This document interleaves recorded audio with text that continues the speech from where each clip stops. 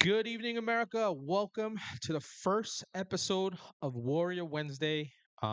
Tonight, I have a special guest, Major Ed Pulido. We're going to hear his story of not only service, sacrifice, adversity, and success. He's been through a lot in his life. He's been through a lot through his deployments, and he has managed to weather that storm and come out of it. And he's just doing all kinds of things. He's also the CEO and he started a nonprofit called Empower the Veterans. We'll talk a little bit about that. For the first thing we're gonna do tonight, though, is I got a video for you guys, so that you guys can freaking get into it, and you can find out more about who Ed Pulido is, the major. So it's an enlisted and an officer getting together, and we're gonna be doing some good stuff together. So without further ado, I am going to play his video, and then I will bring him on.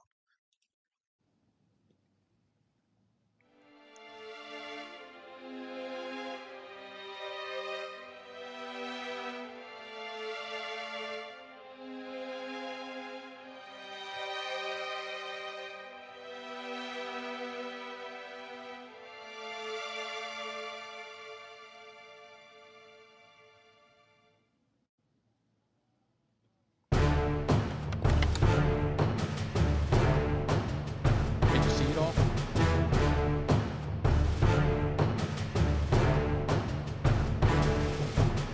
The United States military. There is no better fighting force anywhere on Earth. No matter the place, no matter the time, the men and women of our armed forces carry out their assigned missions with conviction and commitment, rising above the obstacles, protecting our freedoms, protecting our country.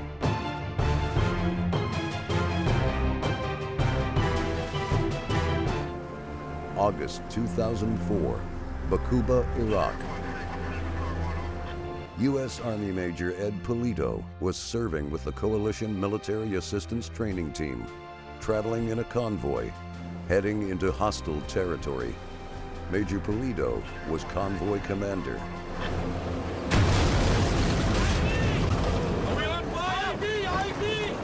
His convoy was struck with a roadside bomb. The IED ripped through his vehicle, the shrapnel causing major damage to his left leg. He was evacuated by helicopter from the battlefield and ultimately spent weeks in intensive care until on October 1st, 2004, doctors had to amputate his leg. For his sacrifice, Major Pulido received the Bronze Star with Valor, Purple Heart, Meritorious Service Medal, and Joint Service Commendation and Achievement Medals. He is the co-founder and CEO of the John Daly Major Ed Heart of a Lion Foundation and a senior VP of the Folds of Honor Foundation. He is a founding member of Warriors for Freedom Foundation and founded Warrior Nation, and recently published his autobiography.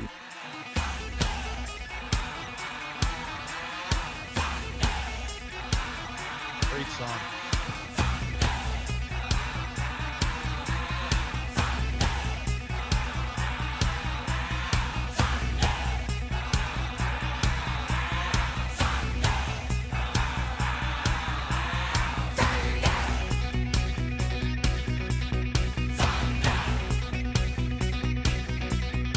Ladies and gentlemen, Major Ed Pulido.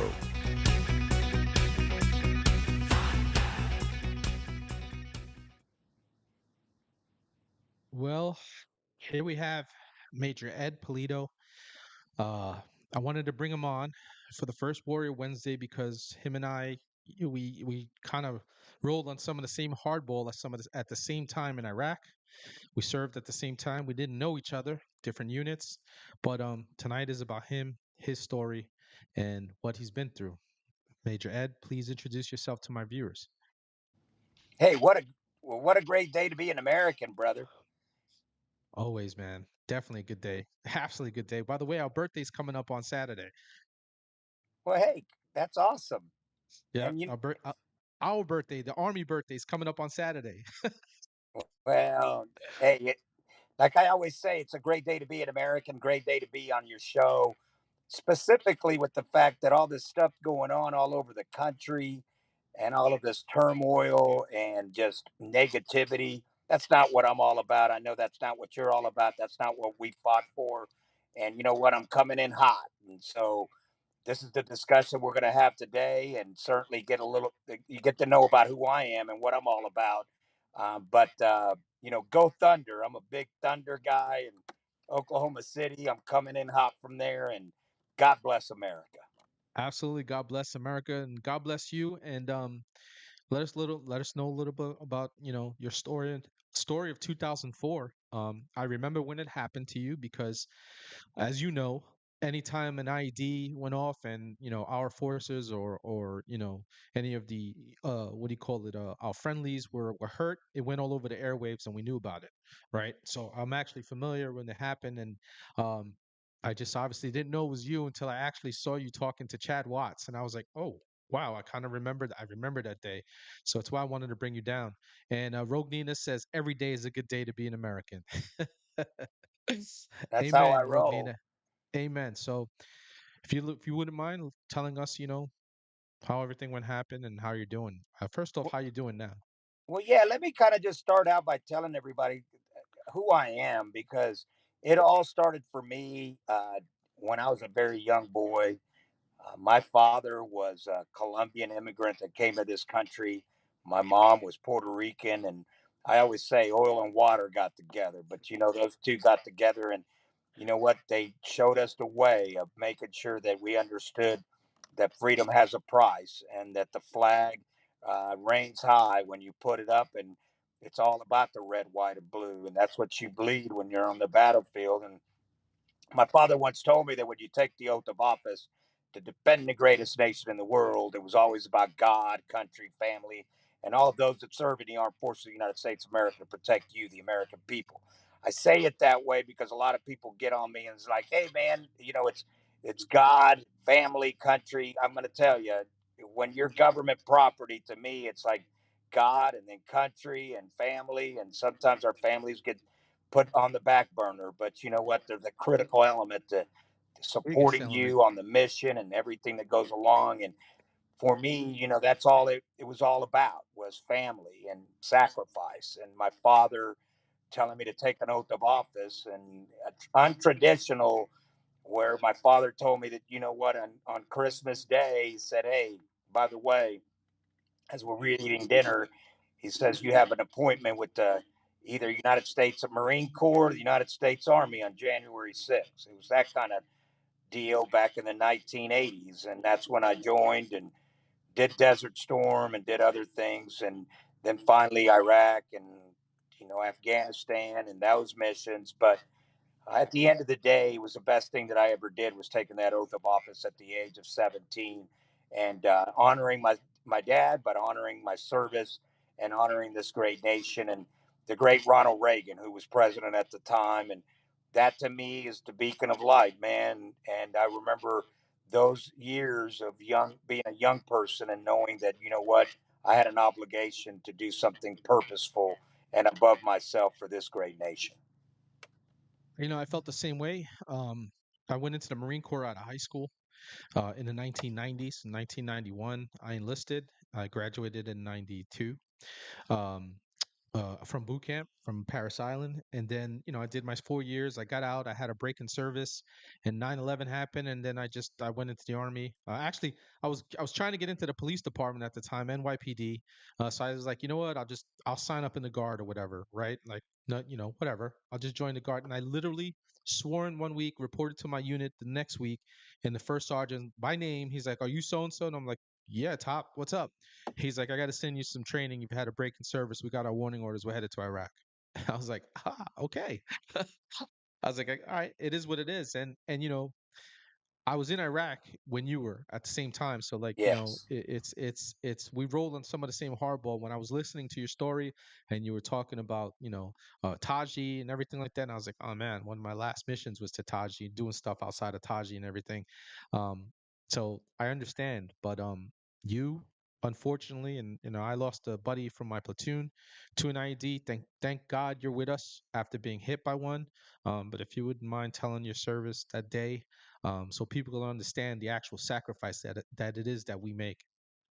Yeah, like everybody's story, man. My story begins August 17th, 04. I hit a 250-pound roadside bomb. I didn't hit it flush. People ask me that. Look, if I would have hit a 250-pound roadside bomb flush, I'd be done.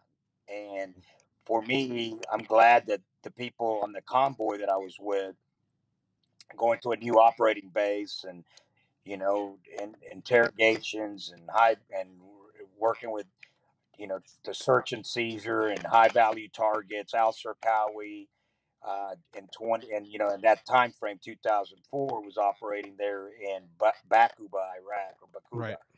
a very hotbed for It was. insurgency. And 12:04 in the afternoon, man, I hit a roadside bomb. It actually was one of those things where they cleared the roads driving an SUV. If I would have hit, like I said, that thing flush, I wouldn't have. I Made it. wouldn't be here today to talk about it. But the thing about it is, the enlisted and non-commissioned officer, the backbone of our military, saved my life. And I got to tell you, as I was driving 12:04, first fragment hit my knee, broken in three places, fragments to the left side of my body. I'm in trouble. But again, we do everything from a rehearsal standpoint. Right. I always preached about rehearsals, leadership, leading from by example, and the attributes of I was an enlisted service member and I went officer, and I knew Right. about the fact that I know who our backbone is, and I Right. know how everybody trains, and sometimes it sucked, and I say it in that way because at the end of the day, it sucked that we had to repeat things and go I over felt. and over and over. But man, when you think about what happened to me, then you're grateful that you went through all those rehearsals, because Correct. everyone did everything at clockwork, 360-degree perimeter, white smoke to identify that, to keep the onlookers away, red smoke to identify somebody was down. 47 minutes, a helicopter lands and is getting ready to pick me up. I'm telling you, that's bad to the bone.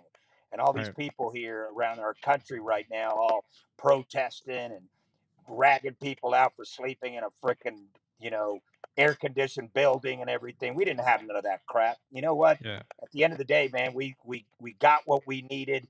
We were able to operate with what we had, and we made it happen. And to me, that is the American spirit. That is the spirit of who we are in the armed forces. And at the end of the day, you could throw all the other crap that's going on in this nation and our military and this woke environment and all this. I'm going to tell you, I'm coming in hot as it relates to that, because at the end of the day, my people weren't those people. My people were individuals that had high rank, low enlisted people that knew their jobs and took everything seriously. And it is serious. Everything is serious. And the thing about it is, what I say to everyone is that, you know what? I'm glad I hit that roadside bomb.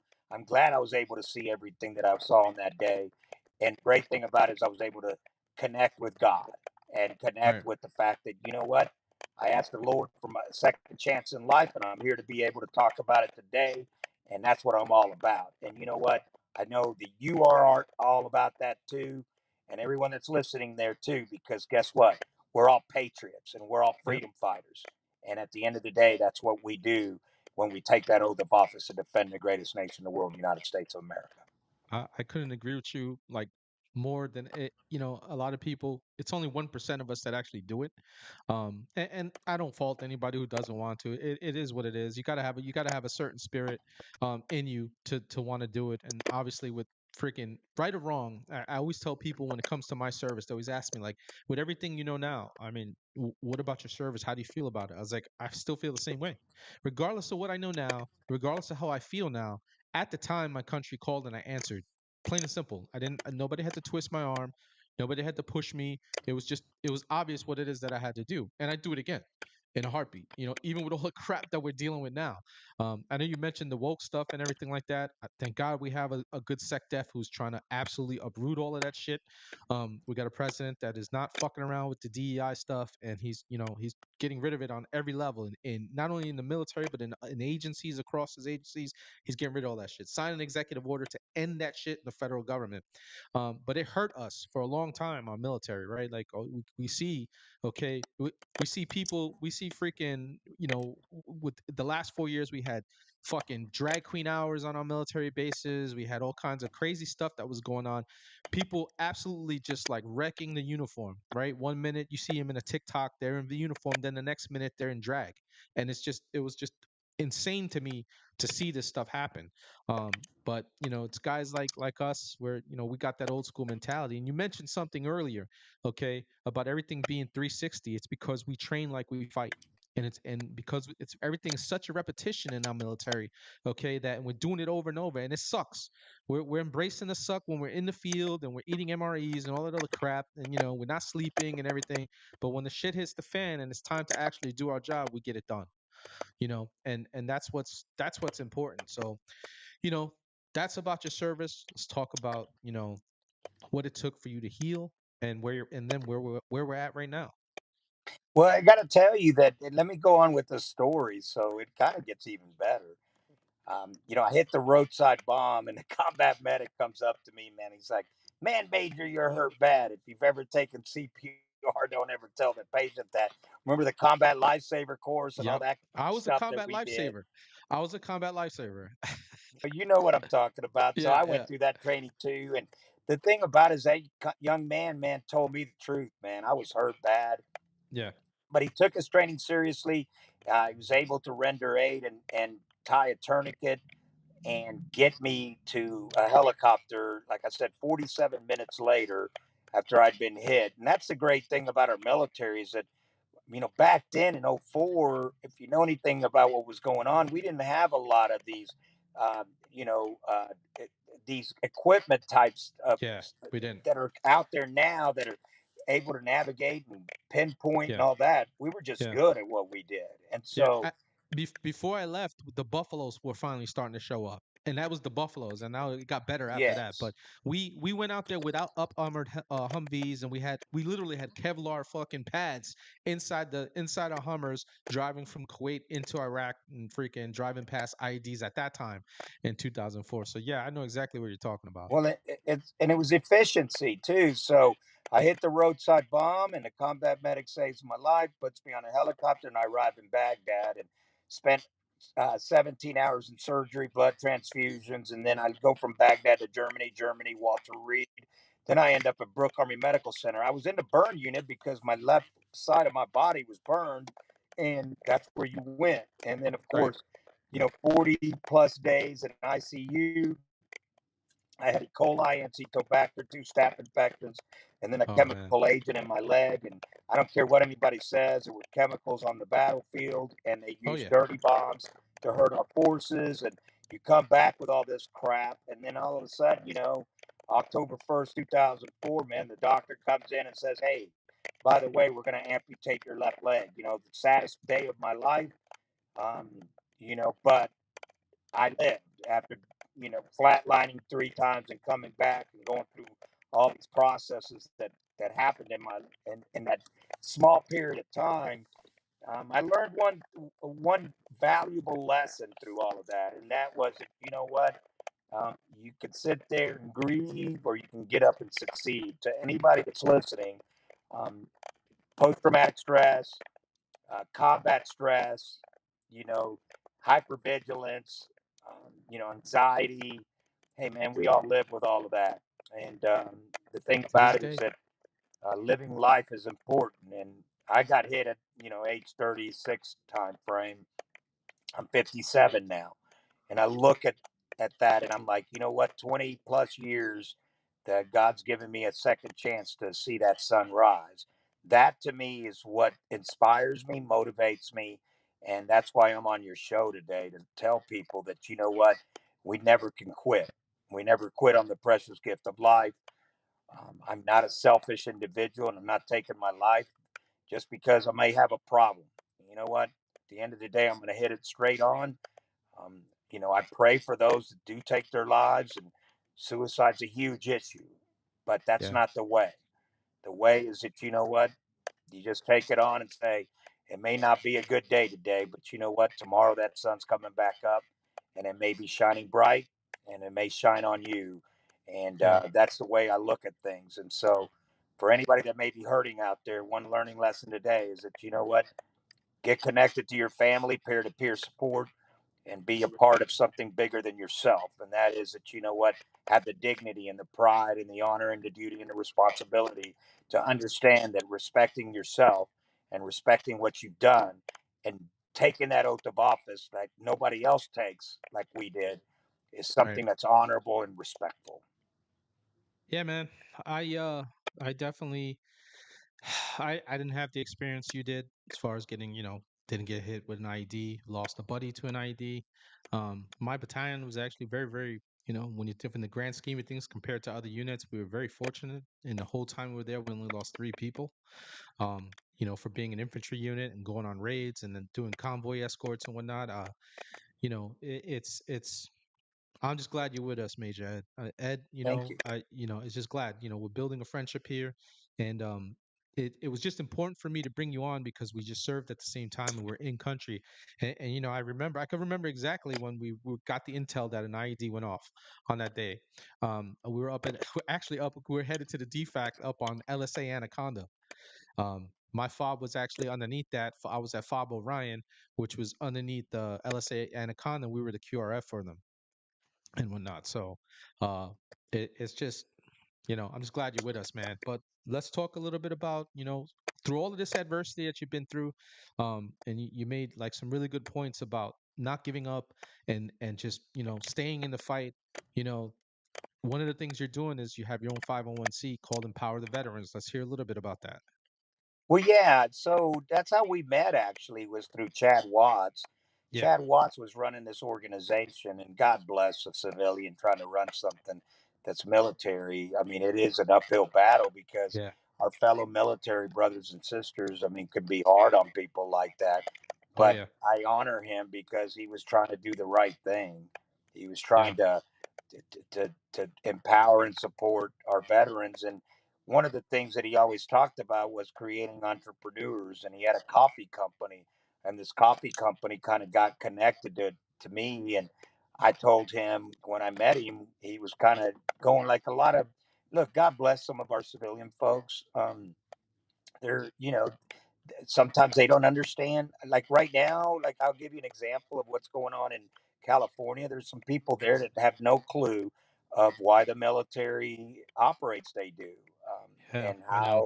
how they conduct business, and maybe whether you sleep in a building that's air conditioned and you think that that's like a rough patch, man. Let me tell you something. We have rough patches, so Oh yeah. you know what I And mean. half the But my thing half is, the times the AC and the Up Armor what do you call the Humvees that we finally got? Like half the times it wasn't working. You were you were sucking it up on that hardball when it was 130 degrees in the middle of July on the way to a daytime raid and stuff like that with full fucking battle rattle and stuff like that. It's just insane. well, Well, I'll be funny to tell you that all my friends now call me Hollywood, so I'm all dressed up every day and all of I this and mean, that. Look, yeah, I get yeah, that. I like you're a little staying in bit a nice famous. You're a little hotel. bit, a little bit I, famous. that's I'm not down on that stuff I anymore. know, I But know. but on the other hand, that's what it was all about too. It was about what you do when you take that oath of office is so important. Yeah, And so for me, when I met Chad, I told him, I said, "Listen, Chad, you are wearing the uniform just like everybody else. As a civilian, you have a duty and responsibility to support us and not right. do what the you did, what happened with the Vietnam vets. The mistakes made on them will never be made on us. That's Yeah, we how I can't. look at things. And when I We're very told him fortunate. that, he gravitated to what can I do? How can I be purposeful? How can I learn more about what you guys did in service? And how can I do what can I do to empower you and support you so that you can become an entrepreneur? And that's what Right. we do. We actually level people up. What you're doing on this show is entrepreneur thought process. You're creating something out of nothing and you're making it happen. That to me is the spirit of military. That is the spirit of who we are as leaders. And that's what we should be talking about. How can we empower people to be the best that they can be instead of somebody that they're not, or Right. somebody that's sitting on the porch and not making a difference each and every day? And that's Right. why we have to wake up. That's why we have to be powerful in what we do. And that's why we have to stick together. And it doesn't matter if you're a civilian or an individual that has served in whatever multiple deployments or whatever it may be. All of us have a vested interest to be together, to be great Americans, and to understand that the red, white, and blue is what it's all about, and that we get up every day to take care of not only our faith and secure that, but our love for country and our love for our families. Yeah, my viewers, they're all true tellers and true seekers, and they're all right, but they're all patriots, right? They all, um, every single one of them. We even have some veterans. Rosie Riveter. I didn't get a chance to say hi. Let me just say hi to some people. Base Blondie, Rognina, Rosie Riveter. She came here, all right, legally. All right. It took her 24 years, okay, to get her citizenship, and she served the nation while trying to get her citizenship. Okay. She's an Air Force veteran, and she's like my prima. We've been friends for a very long time. But like if we ever got her on, she would go off on the shit that's going on in Los Angeles right now because it's just bullshit. Right? You got all these people who are flying foreign fucking flags, but they don't want to go back to any of those countries, right? Like but they're flying these flags, but they don't want to give up the rights that they have, or the minimal amount of rights as an illegal alien in many cases, and go back. It's crazy. It's a lot of shit that's just uncalled for. What's going on across the nation, and I'm with you. We definitely need more support. I think compared to the guys in Vietnam, I think we definitely have it a lot better. Those guys, and what happened to Vietnam is the Vietnamese. Definitely, these guys were throwing their uniforms away as they were coming home from deployment. You know what I'm saying? Like it was just like they were getting spit on, bags of shit thrown at them and whatnot. Fortunately, I get the occasional fucking fucknut who wants to talk shit to me, but it doesn't matter to me. I don't really care. It's just I did what I had to do. Like I said earlier, my country called and I answered, and it's the same thing with you, Ed. The country called and you answered. Period. Well, and you have to answer the call of duty, and that's what you're saying to everybody that here is listening tonight. Yeah. Thank you for supporting the mission, the fight, and to tell you a little bit of Empower the Veterans. I don't know if you know, but I'm the former founder of one of the founders of Folds of Honor, I do. scholarships to military families, founder of Warriors for Freedom, which provides mental, physical, and wellness here in Oklahoma. And then I went to work for John Daly and Kid Rock and all those guys too, because I did a lot of work with a lot of country music artists too as well. Uh huh. We worked with like Tracy Lawrence and Lee Bryce, a lot of incredible individuals that wanted to give back. And then I just decided I wanted to go on my own and do something that I felt like was just different. And that is whether it's an entrepreneur or creating or get connecting someone to a job, what we learned is that if we're able to do that, that people will thrive and be successful in this nation. And Right. that is our mission here, is to uh, develop people by connecting them with supports that enable them to be productive in their employment aspect, but also on an entrepreneurship aspect. And the entrepreneur side of the house is we've got people that are realtors, insurance agents, individuals that wanted to start their own businesses. And I think that's the flavor of the day. If we were going to mobilize the nation, that we would create a enhanced entrepreneurship program with monies tied to it Right. nationwide, where people can connect, have seed money to start businesses, and change the trajectory of how a veteran is looked at. Because what we found from the World War II veterans, that's exactly what they did. And Right. some Vietnam veterans did too, but World War II veterans were the greatest nation or greatest generation just because they were able to come back and not miss a beat. Right. And our veterans today, our military is in a different uh, light. but that doesn't mean that we can't go back to those type of roots. And I know you I would agree. agree with that. 100%, and it's the reason why we got, it's fortunate that we have a SecDef like Peter Hegseth who gets it, right? He's like the warrior ethos is very important to him. He was been deployed uh, on two different occasions, okay, to both theaters of operation. All right, and he has it right, right? He went in there with a mission. He was able to get the president to jump on board with that mission, who was already on board with that, and right from the get-go he's just been changing things. He got rid of the whole thing with the transformers. They're on their way out. That's fucking great. It's awesome to see. I know some federal judges are trying to stop some of that, but they seem to be on their way out. That's awesome. Because they're listen, they're a liability. What people do behind closed doors is their business. If you want to take freaking chin music from another dude, that's on you. You know what I'm saying? It's not. I'm not down with that, but that's on you, right? And we understood, like you served along, and I served at the same time, around the same time when Don't Ask, Don't Tell was a thing. Yes. We kind of knew who was like who's getting their cheeks clapped. We understood it, right? And but we didn't mess with them or anything. We let them serve in peace. Nobody bothered them, But and I knew as soon as they made it an open thing, I was like, all right, it's fine. People, all right, whatever it is that you like to do is on you, okay. But what I knew what was going to come was the desecration of the uniform. I knew what that was going to. They're going to disrespect the uniform, and we saw it like at length, okay, under the last administration with all, like I said, the drag queen hours on Air Force bases and whatnot, and just it was just absolutely miserable to see what our military became. But that actually started under the Obama administration. That's a whole other talk show.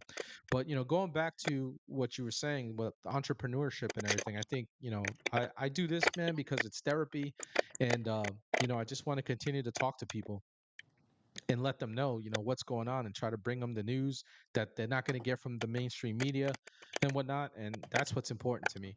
And making, building friendships. And we talked about Chad Watts, who is one of, hey, he's the owner of Scars and Stripes Coffee. Don't forget to pick up your coffee, fam. Okay. Link is in the description. He's a sponsor of the show.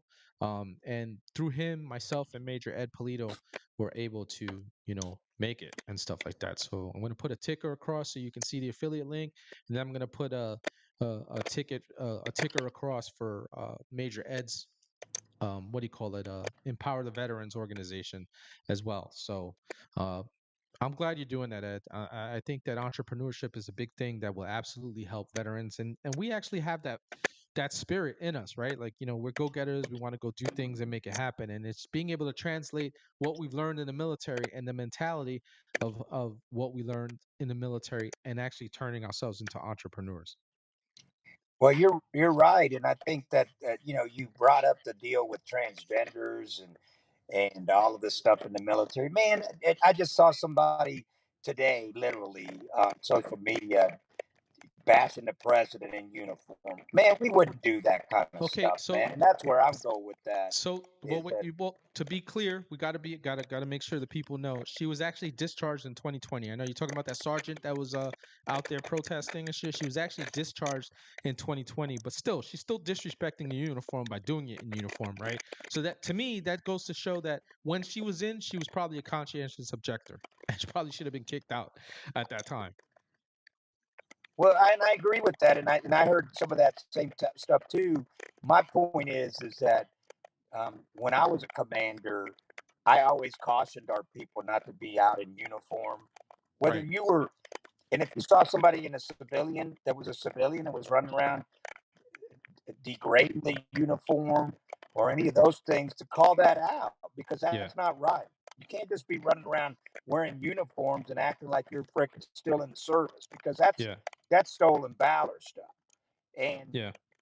that's where I come from is that we have a lot of people in this country that do not understand the dynamics of the military. It's Right. not an equal opportunity place. It's not. It's about cohesiveness. It's about wearing the uniform with pride, with honor and distinction. It's about the fact that you don't run around and you do civilian stuff and you wear the I don't even wear that uniform anymore. Why? Because I'm a Yeah. civilian. I'm not in on active duty. Right. And that to me is something that I look at. I have to call that kind of stuff out. And then you have somebody like that individual running around acting like they're a sergeant, people telling them thank you for your service and sacrifices, and they're using them as a pawn. It's just unacceptable. And then the thing I with the agree. transgenders, nobody talks about this, but at the end of the day, that's a mental health issue. It is. That's a cohesion issue, a combat readiness issue. We're not here to just bring everybody in. And look, God bless them. I respect people of every, of a color, creed, who you love, whatever it may be. But at the end of the day, there has to be some type of structure and some Yes. type of capacity to understand that just because you're going through a transitional phase, now you're non-deployable. That's not fair to somebody else that is deployable and has to take on that position because you can't get your stuff straight here. Yeah. If that's the case, then you know what? I remember not even going to sick call. Yeah. And you did if you went to sick call, you were really sick and you had to Yeah. get basically a doctor's note and all this. Now it's like, hey, let's do this, stress cards, all this other crap. I'm sorry, that's very irresponsible, and that's not what a military is supposed to do.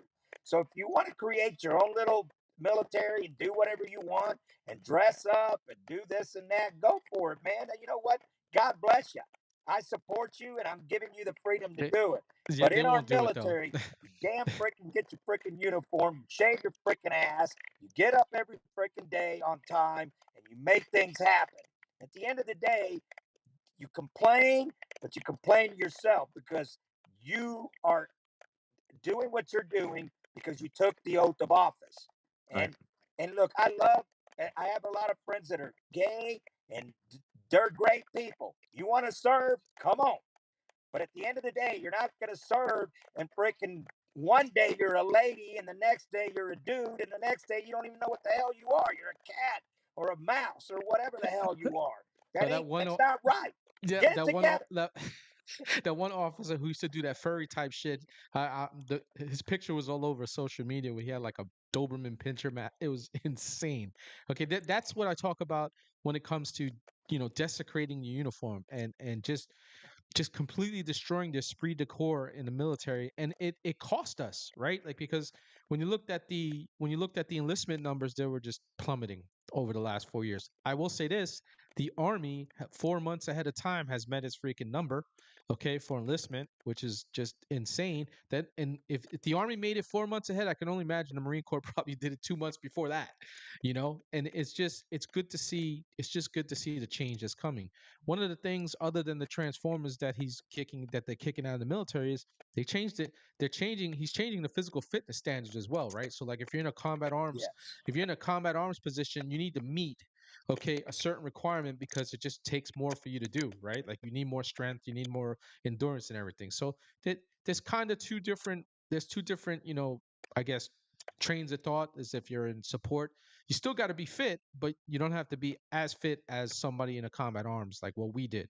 You know what I'm saying? So like you still got to be fit, but what that's going to do is the integration. I know for a fact the integration with women in the infantry and everything, that's going to come to an end. It's going to Many of my viewers, I can tell you, many of them are women, and they all say the same thing. They don't want that women don't belong in the infantry. I know plenty of people, women who served, who feel the same way. Okay, they're like, I remember speaking to a medic.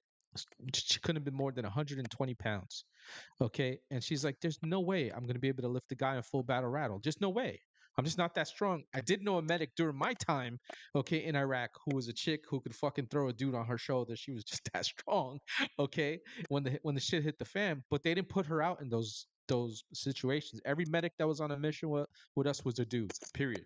Right? Like if she came in, it was after the fact. Something went down, and Kazivat came out, and they were just doing their thing and stuff. So there's a lot of changes, good changes that are coming to the military. I wish they would happen faster, but as you know, everything's fucking slow moving bus. Okay, in, in the government and stuff like that, it's just weighted down, and it's hard to see. But I'm just glad we got you people like you, Ed, who were Well, doing and things.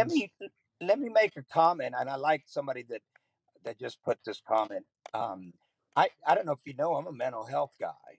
I have, Mm, degree emphasis and all of that. I don't practice, but I know the landscape well. right. You can't have someone that took, according to the military, here in the last 4 years, and even before that, you have someone taking ADHD medicine or Yeah. took it because a doctor prescribed it. Now you're telling them they can't serve, Yeah. or they took some type of medication, or they smoked weed, or Yeah. whatever the hell they did. Yeah. I know. They have a And million reasons then, why. Yeah. yeah, and then you have somebody that is going through sexual, um, you know, this sexual issues or whatever it is, She hit it and right. all of Sexual a issues for sudden, sure. it's a diagnosis. Yeah. And the thing about it is, what someone just wrote on here, that is a mental disorder. So Yeah. you can't tell somebody that took ADHD medicine that they can't come in, and then you have another standard for someone else Yeah. that may And you let have, them come. Right. dysphoria in some way. So Gender dysphoria, but you're letting again, them come in, but you're there's not letting the there's no person with checks and ADHD in. balances. And I'm Yeah. going to just premise this. Look, I, I have served with some outstanding gay uh, service members, outstanding in their service. I'm a don't ask, don't tell guy. So I had Yeah. to get So am I. through So all am of I. that because that's the Yeah. policy that Bill Yeah. Clinton put together. I didn't put that Correct. together. Bill Clinton Yeah. did. On the other hand, But it worked. um, they served with honor, duty, and distinction. Great for them. That's Yeah. not what we're asking them. We're not Right. asking them who they love or whatever it is. Correct. I never held hands with my spouse when I served, because you know what? I didn't do that in uniform, Right. or I didn't go to a parade or prounce around at some gay pride deal and acted like that was a big deal and hey, happy go lucky and freaking in uniform and all of that. I didn't do any of that stuff. And I told my Right. people, don't do that, because at the end of the day, it serves a policy. The Right. policy changed. On the other hand, it changed, and it changed for a different deal. But always everybody wants to take a piece of the rope and take it all. Yeah. And again, I go back to this. If you're in the military and you're wearing the uniform, wear it with pride, honor, duty, and distinction. And guess what? Have respect for what others have done in that uniform. Those Right. people, Medal of Honor, Silver Stars, Bronze Stars, Purple Hearts, all those people, there is a pride piece to that.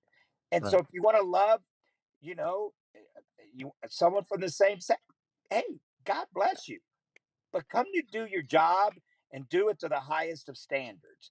Yeah, And it's so not. to me, It's never been a bit. It's never been an issue about. And even like you said, no, we're both don't ask, don't tell people. So it's never been an issue of who it is no, that you want to do, who you're doing behind closed doors. We don't care about that.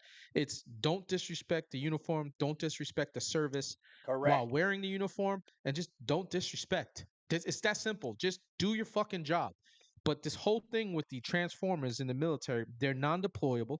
Okay, the minute they go through any kind of sex change or they're getting hormones pumped into them, they have all kinds of medical problems that come with it. So you can't even deploy them anywhere, right? So you got correct, regardless of the fact that it might be a small percentage of them, right? Like it is in real life, okay? In the real world, does not matter. These are people we're wasting money on, okay? That don't belong serving. They have a mental disorder, and like you were saying, we won't let somebody in who functions just fine but had to take ADHD medication when they were a kid, okay? And just because they took it, all right, they may not even be taken anymore. We won't let them in, right? Like they might be just functioning just fine. They don't take any meds anymore, and they're not on anything anymore for years. And well, you took it when you were 14, so you can't come in. But some fucking scumbag, okay? Because this whole transformer thing to me, and this is another talk show, and we'll definitely get on it in the future. Okay, to me, it's all about sexualizing children and desensitizing them to sex so that they can freaking do nefarious things to our children. That's what it is to me. That's how I see it with this transformer stuff. Because every time I look around, they want to do shows in front of kids. They want kids reading books about stuff and everything to desensitize them. So to me, that's a whole other talk show that we'll get into on another level. But in the military, that shit has just got come to an end, and I am glad that the Secretary of Defense has taken the steps that he has along with the president backing him, which probably giving him the orders. Fucking just make. I don't care how you make it happen. Get these people out. well, and I misspoke, baby, but it's gender dysphoria. But when I Yeah, say the sexual stuff, Yeah. what I saw was there was people when, and let me give you that example so that I'm clear. When I was in Iraq, and you saw it too, there was a lot of sexual uh, issues related to the Iraqi army, Oh Afghanistan God. army, Yeah. and all of that. And I'm only bringing that up because It was a I real was thing. able to see the fact that these people didn't care about who they raped or molested. On Correct. the other hand, I'm going to say this too to all the ladies out there. I I saw them perform in combat. They were exemplary in their work on the battlefield. They deserve to be in a combat field environment. I know that the Secretary of Defense had some issues with that. I've always been a proponent that they drove the trucks. They were on the front lines as medics. They even were there.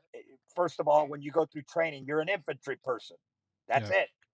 That's what they teach you in basic training to be an infantry person. And they have given their all. And to me, when I look at stuff, I see apples and oranges being connected. And, I see a lot of racist issues on the civilian side about this or that. Look, in the military, we all served with honor and distinction, and we all worked together. And that to me was a powerful thing because I saw some women do some incredible things.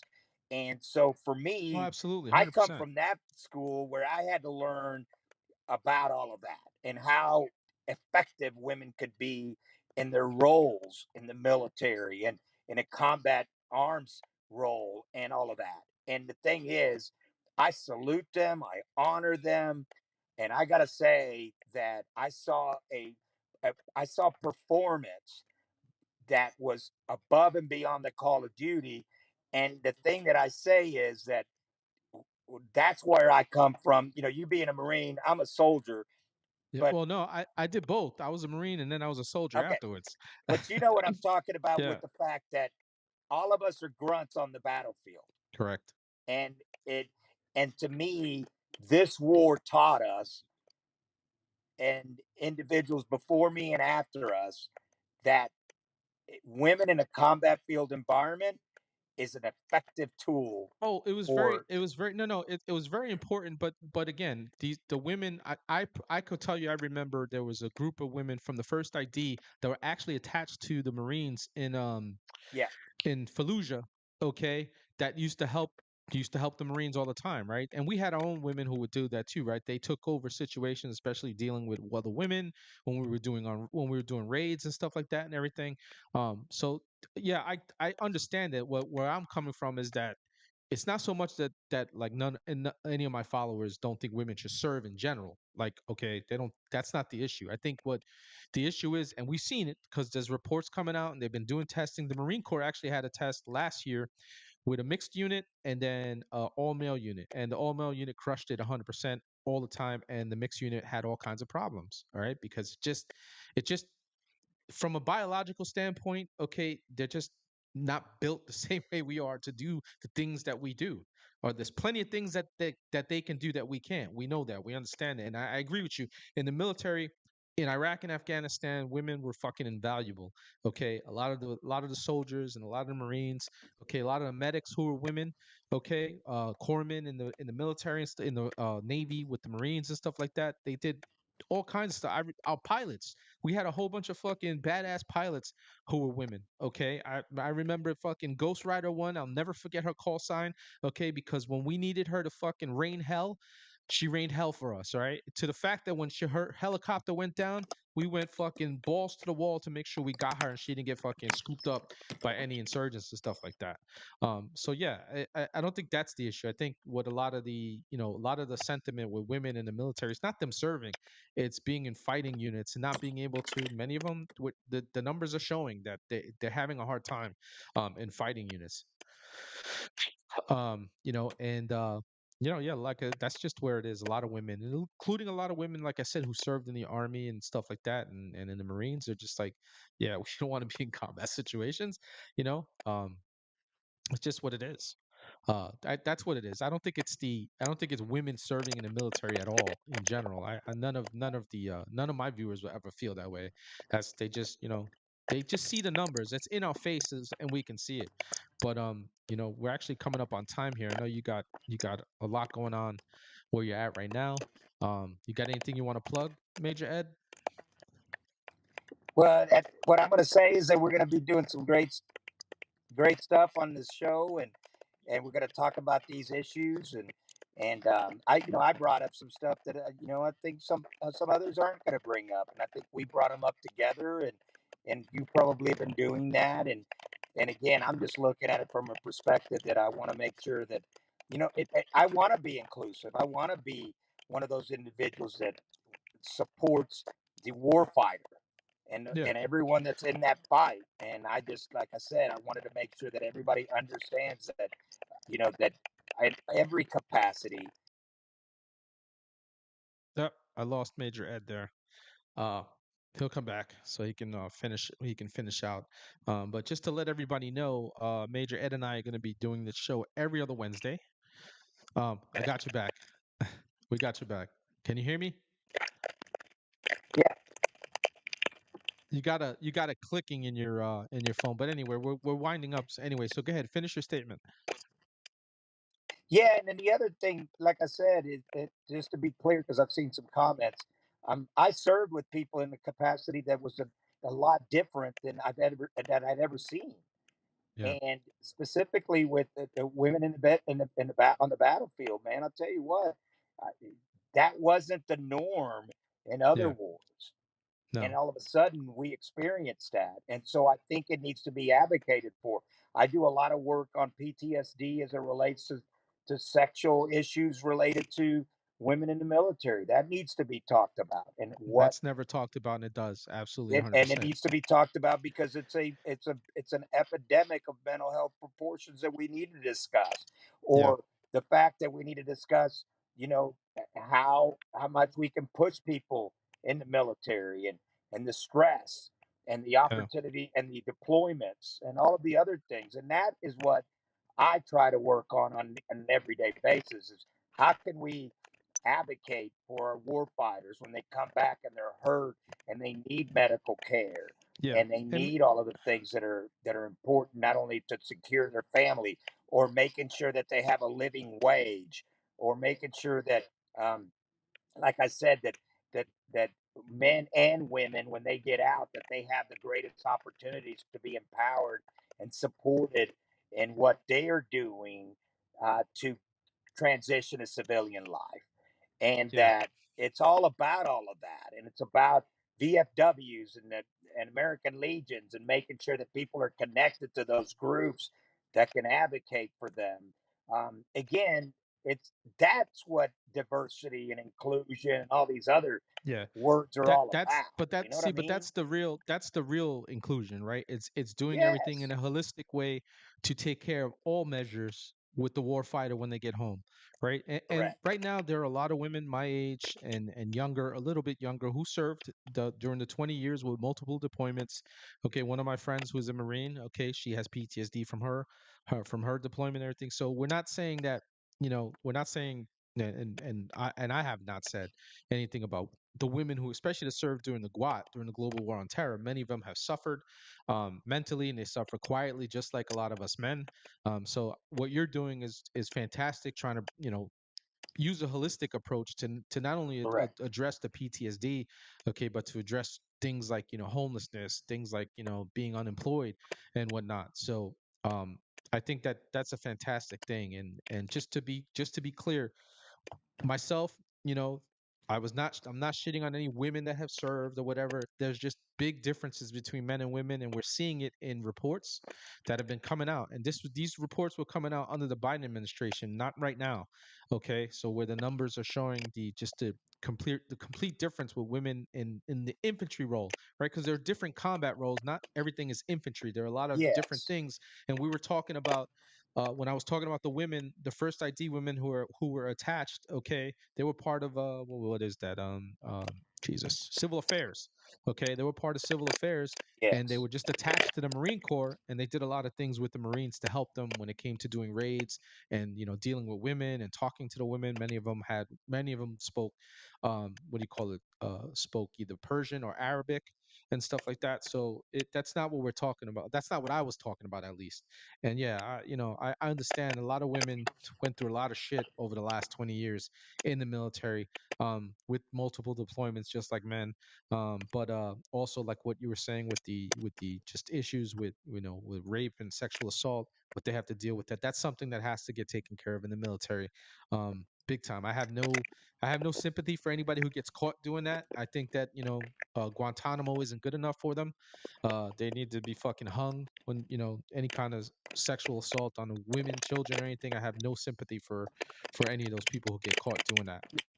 Well, and I'm going to make a comment too that from a man from a man standpoint in the military, we want people to be strength based, and that Yeah, is men and women. That's where I'm coming from. Is I don't like to see that diminished. The military was about strength, correct. physical fitness, leadership, uh, example as you're leading, care and compassion, empathy. All of those things are resonate. They resonate with not only great male leaders but female leaders, and that to me is where I resonate with the fact that But today culture has infused our military and created an environment where those aren't the traits that are being attributed. I'm sorry, I've seen it. yeah, You don't wear your uniform right. You don't have boots that you shine every day. I mean, yeah, those were attributes that I think were very important to yeah. connection and to Well, awareness and that to was part of that um, was part of that was part of the esprit de corps in service. Okay, was that exactly. you had to spit shine your boots. I had to do it. I had to do it in the Marine Corps. Okay, and then I had to do it in the Army. All right, until I got my desert uniform, and then we weren't in anything that had to spit shine anymore. But that it that that was still there. Okay, and I think that has gone out the fucking door, and that needs to come back. A lot of that. But I will say I have no problem with the standards that the SecDef is putting in place, at the behest of the Yes. president. He's changing that back, and it's gonna be tough for a lot of people. That DEI shit is gonna be gone completely for the next 4 years at least. Okay, and I think the problem we had with DEI and leadership is why the morale in the military was so low for so long. Okay, because what happened was I remember when Obama got rid of a whole bunch of fucking flag officers, okay, and everything, and a whole bunch of senior staff, NCOs, and everything, and these were all people who had multiple deployments and all kinds of leadership. He got rid of a whole bunch of them, right? So like he took the leadership that should be leading right now, as generals and colonels and everything like that, and got rid of them. All right, and as sergeant majors and first sergeants and whatnot, he got rid of all of those people, right? And we're getting that effect right now. Um, getting uprooted. We had that over the last 4 years with all the craziness going on, and under the Obama administration, Obama started it. He turned our military into a social experiment, all right, and Biden just ramped it up under the Biden administration. We had 4 years of goodness under Trump, and now he's got to unfuck all of that. Oh, and we got to get back to a balanced attack. So I appreciate to all of that are listening today. Thank you for your service and sacrifice. These are hard conversations to have, but Yeah, I'm glad that we're talking about them because I all I want is like my dad and others before us. We just want a military that we're all proud of. I know that there's changes that happen, but at the end of the day, you know, we have to be at a point where it's all about combat readiness. And right. combat readiness is what it's all about. It's And that's paramount. why you take the oath of office It's to paramount. defend this nation. And male, female, or whatever it is, combat readiness is the attribute uh, and the vision for where we go in meeting our mission requirements. And that Amen. is the essence of service and of sacrifice and that's what we're all about. So I'm going to sign off. Let me Go just Pacers, go Thunder, no, go nah, everybody. I'm not Great rooting for show. anybody. I'm Thank you not for rooting for what the you do, Pacers at brother. all. I let me just, you mind? I'm gonna say a prayer for us on the way out. Yeah. Father in heaven, we give you praise and glory. Thank you so much for your word. Thank you so much for revealing your heart to us and revealing your will to us. We ask that you please meet us at this moment because this moment is where we find you. And in this moment is where you find us. Help us to be found by you and help us to know your presence in this moment, in this circumstance, in this season of our lives. In Jesus' name we pray. Amen. All right. Hoorah. All right. Just so you know, anything you want to plug before you go? Hey, God bless America. Hopefully, everybody in California is okay. To my Hispanic brothers and sisters, and our minority community, we don't stand with agitators and perpetrators and criminals. We stand with the rule of law, and we stand with America. And I'm sorry, but that's how I look at it. And if That's you how don't it's got like to it, be. you know what? That's why we we sacrifice what we sacrificed on the battlefield. Absolutely. All right, Ed. I know you got to get going. I will see you in 2 weeks, brother. All right, hoorah! Well, America, that was Major Ed Pulido. Absolute excellent discussion. And just to give you guys all a heads up, we will be doing Warrior Wednesday every 2 weeks. Um, it's just good to have someone like him who feels the same way I do, not only about the military but about this country. We love this country very, very much. It's good to have someone like him who's doing the things for veterans that he's trying to do. He's working his ass off. He does a lot. He has multiple hats that he wears outside of doing stuff like this, and we are definitely, definitely going to have more of him. He will be co-hosting Warrior Wednesdays, going every 2 weeks starting today, and it should be good showing. And we should have a lot of stuff. We'll be talking about not only military stuff. We'll bring you the news like I do all the other times. All right, still doing Monday and Fridays with Scott with Red Day Walker. I'm still doing when I'm not going to be doing this. I'll be doing the a regular Break the Machine show. All right, I'm actually going to be doing that with one and only Blondie's going to be coming on to hang with me on Wednesdays when I'm not doing this. She's actually going to fill in for Red Day Walker on Friday because Scott has some familiar things he has to take care of. So she's gonna join us on Friday, and we'll take it from there and go through things. But today was an absolute fantastic discussion. We got many many more to go, and with Warrior Wednesdays, and it was just great to see you all turn up. I want to thank Victoria Robinson Carballo, Rosie Riveter, Rogue Nina, one and only Blondie, also Base Blondie, same person, and we love her. Gotta say thank you, Jonathan Stevie, always freaking doing our thing, helping us out. YouTube, you guys showed up tonight. I am like just like whoa. All right, and it's just great to see. I need your help on YouTube. Don't forget to like, subscribe, and share this video. Um, we need it. Okay, I need it. YouTube has got me on ice, and the only way I'm gonna get off ice is if you guys help me with that. Also on Rumble, make sure you like, subscribe, share. Thank you for showing up too. Rumble's always doing their thing. You guys on Rumble are awesome. You guys are where we're at because I'm where I'm at right now with these shows, and I'm gonna be going to a Tuesday and Thursday night show as well at some point, probably next month. I'm gonna finish out the month doing just 3 shows during the week. I got to figure it all out because I got to get my moderators lined up and all that other stuff. So, but we're gonna be doing that, and that's thanks to you all on Rumble because you all on Rumble have been tuning in. Okay, not only giving me the hours, but they've been following me. It seems like every show I get more followers, which is awesome. Okay, even if it's one or two, I don't care. One or two is just fantastic for me. More people were adding to the demolition crew. I'm just like, it just makes things better for us. But because of you guys on Rumble, I'm in a position where I should be able to monetize. I'm just gonna have to, like I said, I got to ramp up the shows because I got to get the hours in. Once they say they green light me to go ahead and I've already met the follower count. Now I got to meet the stupid 30 hours through Rumble Studio in 30 days thing, which I'm doing just by doing 3 shows, which is awesome. But you guys on Rumble have made that happen, and I truly appreciate you all for tuning in. Don't forget to like and subscribe, fam. Don't forget the Discord. We are going to have a movie night on the 21st. You got to get on the Discord and vote for which movies we're going to watch. There's 4 movies up there. I think it's Gladiator. I saw Apocalypse Now. I think I saw Tombstone on there. Am I wrong? And there's one I'm not remembering. I can't remember because my memory sucks. Um, but we need votes, right? So we can figure out what we're going to watch on the 21st. So sign up for the Discord, fam. It's completely free. It's another place where you can come together with us, and you can, we got a news and politics section where you can drop articles off that you want people to read. You got political philosophy. We even got a channel on the Discord where you can drop pictures of your furries, not to be don't mix it up with the people who actually try to be furries. These I'm meaning your dogs and your cats, okay, or whatever it is you have. If you have a badger, put a picture on it. I don't care. Um, we got that. We got a prayer section. We got if you need prayers for someone in your family, we'll come together and we'll pray for you guys and your family. We got a rant section. You can just go in and rant and vent. So we got sections for just about everything.